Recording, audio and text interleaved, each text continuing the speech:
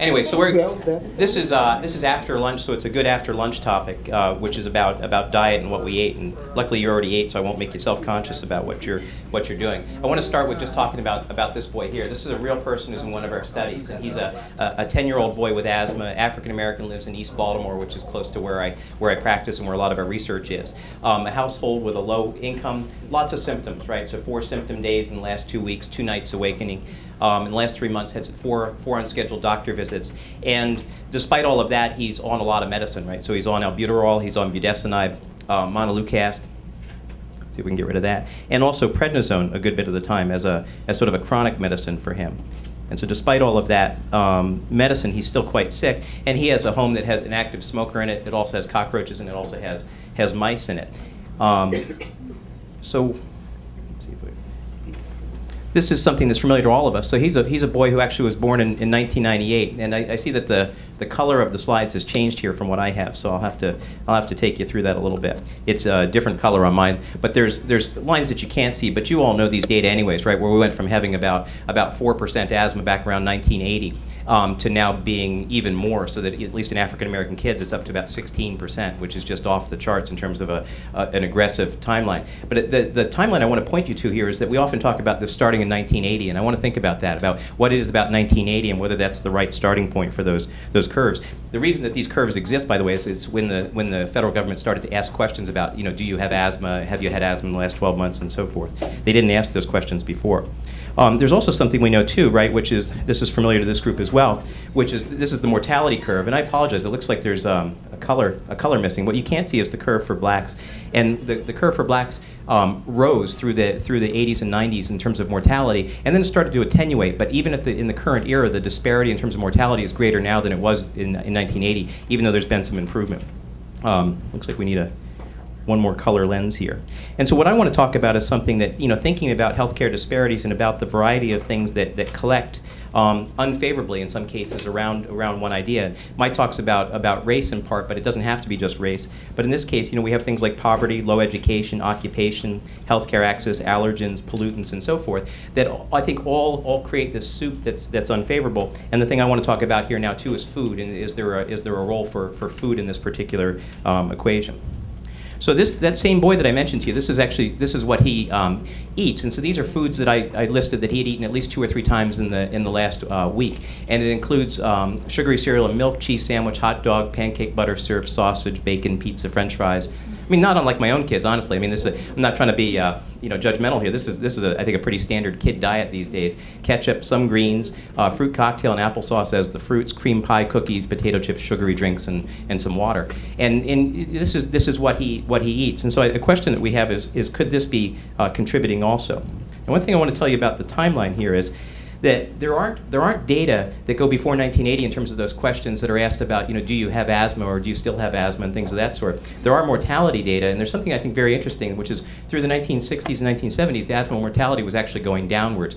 The four different curves are just different regions of the country, but basically the country was getting better until about 1976. It looks like to me, looking at this curve, and then things took a turn for the worse right around there. So I think even though we started to recognize things in 1980, I think that the time when asthma might have shifted might have been a few years before that, and I think that's important. I'll show you why. There's 1976. Here's 1980. So that's 1980s when we start to think about it, but I think it's probably in the mid-1970s when things might have started to shift. So why does that matter? My son has a book that tells me that these cockroaches were roaming with the dinosaurs, right? They haven't changed in hundreds of millions of years, or I think his book said 75 million years. These aren't new, right? It's not new for human beings to be around cockroaches.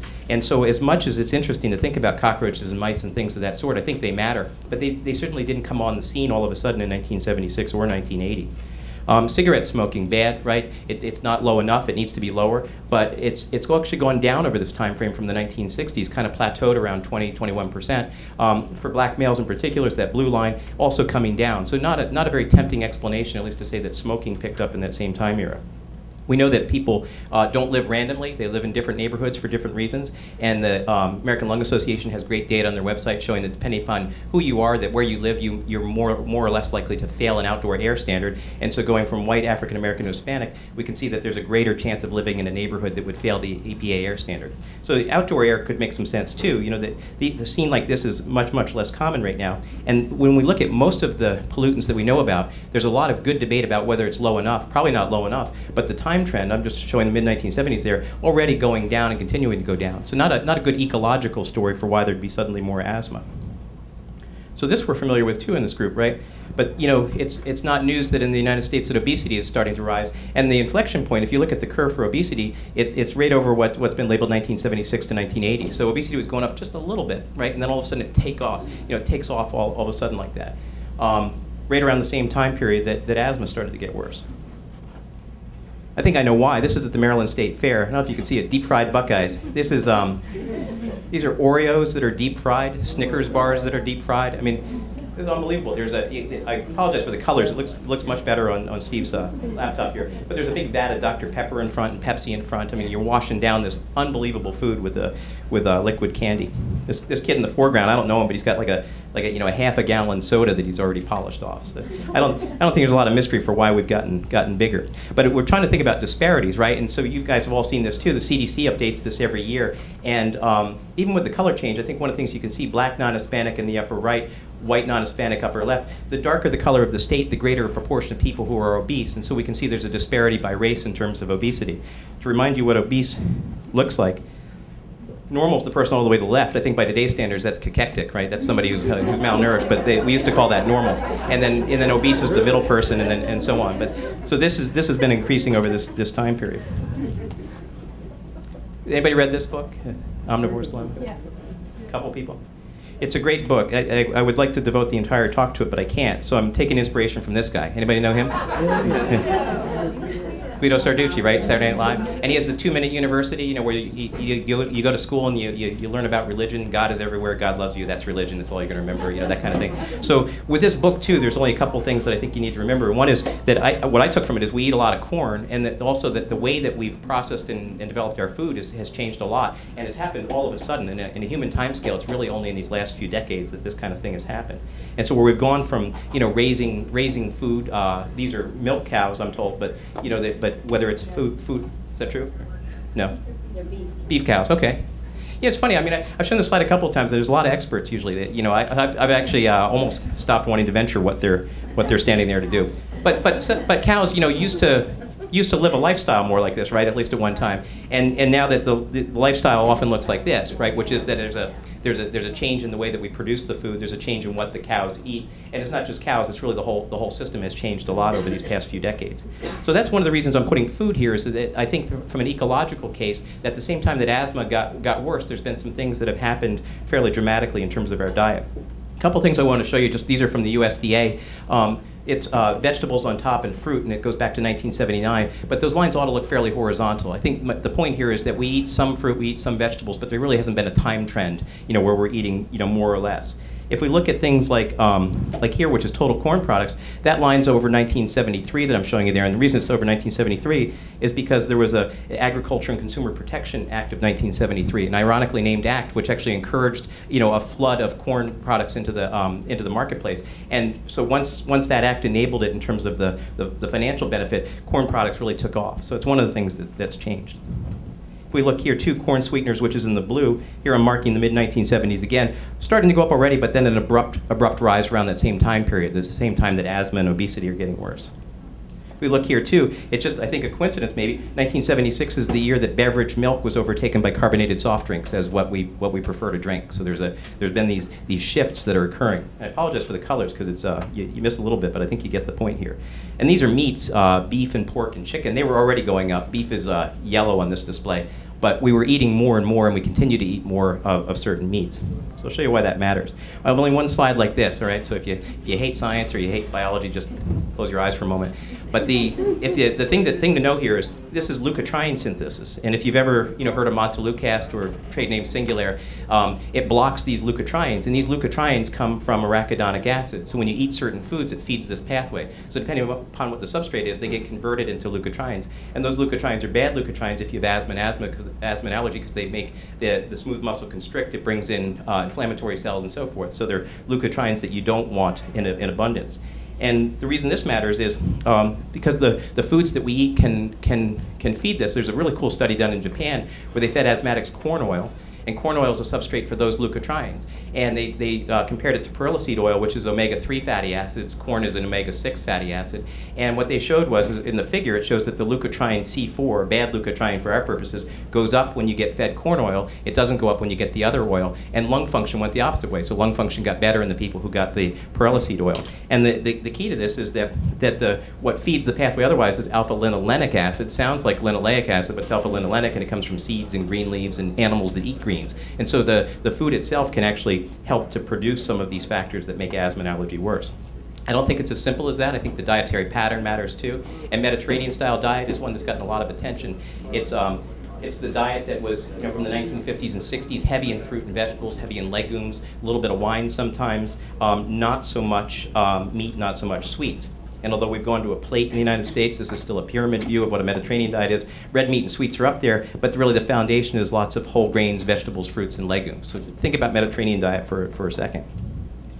So I won't go through all of these, but I just want you to know there are studies that grade what people have eaten typically in their diet, and then link that to whether or not people have certain illnesses. And one of them is, there's a study of about 1,700 children with asthma, preschool children, and the kids who eat a diet skewed more towards Mediterranean style have less asthma and less allergy.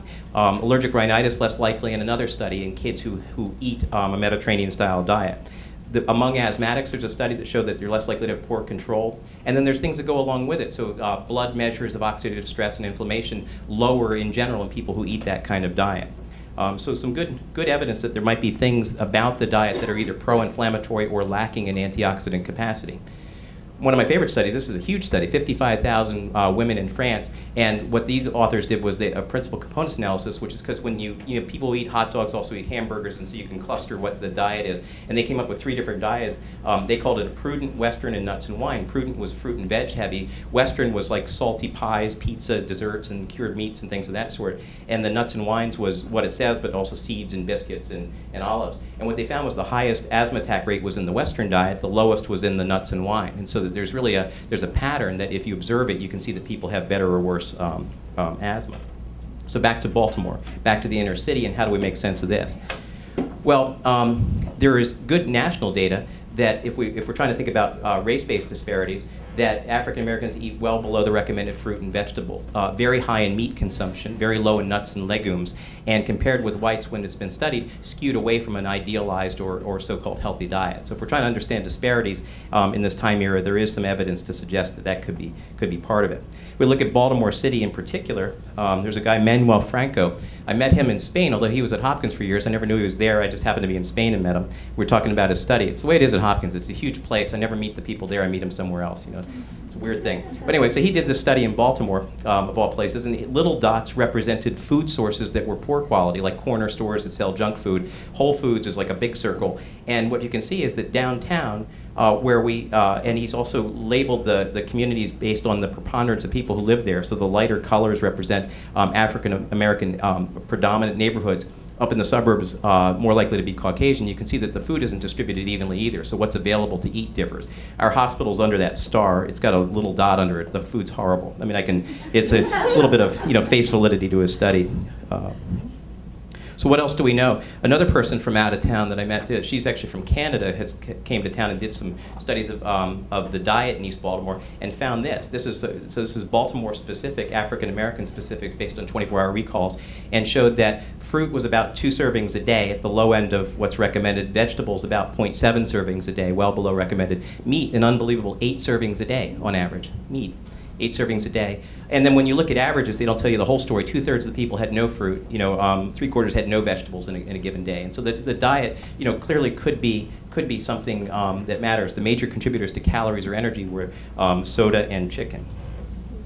So I'm just going to finish with what we're doing. So we have a program, and it's called Asthma Diet, and I made up a lot of words just to get it to add up to Asthma Diet. I wanted to call it that because I thought, you know, it'd be kind of cool. The other thing, too, is if you look at my last name, you know, I'm thinking, yeah, right? It's never been a useful last name in my whole career, so I'm hoping this takes off because, you know, if it does, I'm going to change the way I pronounce it.